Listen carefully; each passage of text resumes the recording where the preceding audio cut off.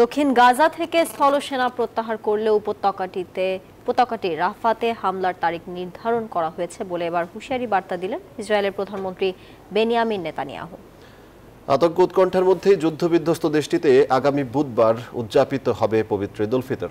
বিশেষ এই দিনের প্রস্তুতি নেওয়ার মাধ্যমে গাজাবাসী দুঃস্বপ্নকে ভুলে থাকার চেষ্টা করছে। এদিকে গাজা যুদ্ধ ইয়েমেনের পরিস্থিতি জটিল করে তুলেছে বলে জানিয়েছে জাতিসংঘ।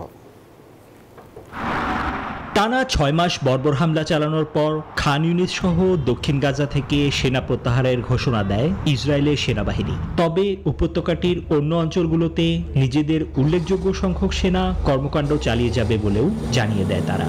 আর মঙ্গলবার ইসরায়েলি প্রধানমন্ত্রী বেনিয়ামিন নেতানিয়াহু হুমকি দিলেন, রাফাতে অভিযানের তারিখ নির্ধারিত রয়েছে। এই ঈদে দেশ জুড়ে কেনাকাটার ফুর্তি হবে শুধু বিকাশে, সাথে ডিসকাউন্ট কুপন, ইনস্ট্যান্ট ক্যাশব্যাক।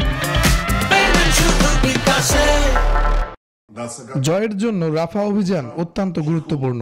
অবশ্যই হবে এই অভিযান। নিরবচ্ছিন্ন হামলায় এরই মধ্যে ধ্বংসস্তূপে পরিণত হয়েছে পুরো গাজা উপত্যকা। জেঁকে বসেছে ক্ষুধা ও দুর্ভিক্ষ।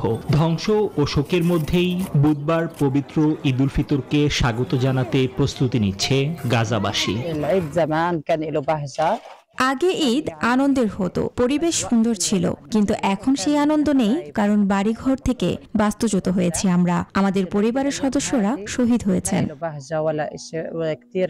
এদিকে গাজায় চলমান সংঘাত ইয়েমেনের উপর দীর্ঘ প্রভাব ফেলছে এবং এরই মধ্যে পরিস্থিতিকে আরও জটিল করে তুলছে বলে মন্তব্য করলেন জাতিসংঘের বিশেষ দূত হ্যান্স ক্রুনবার্গ। নিবির আমিন, নিউজ 24।